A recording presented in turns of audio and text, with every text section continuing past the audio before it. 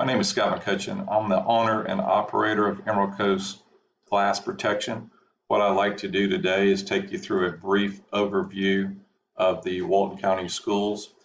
Some of the areas we're going to look at is the glass type, the film types, the locations of where these products may go throughout the school, and also we would look at the glass sizes and frame conditions.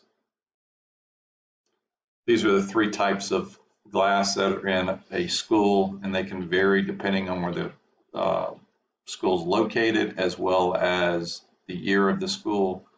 Annealed glass, of course, is glass that's typically old, or it's glass that's higher up in the air, more than 36 inches.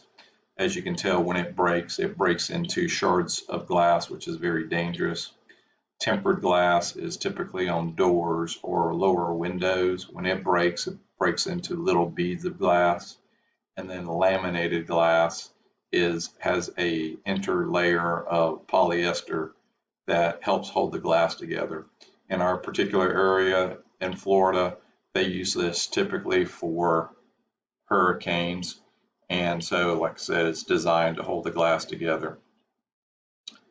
And as you can tell in this picture, here's the laminate showing that.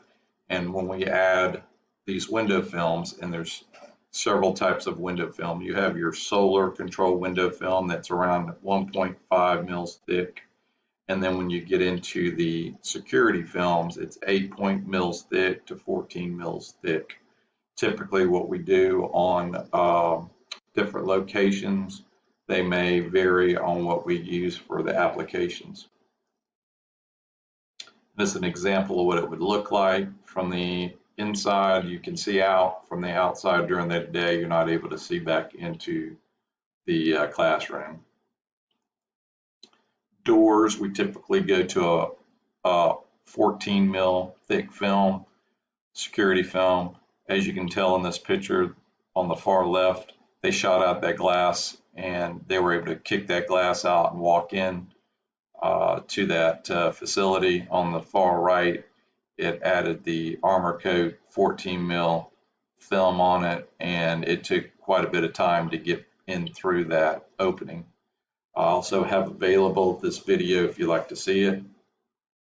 Here's an example of a door system.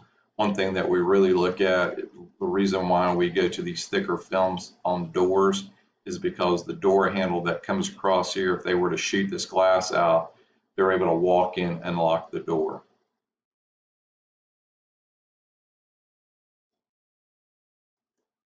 Typically on small windows like we have here, it's not a major issue with intrusion because somebody's not physically able to get through the glass. So in these areas, we've been installing solar control reflective film only, where somebody's not able to see in and you can see out.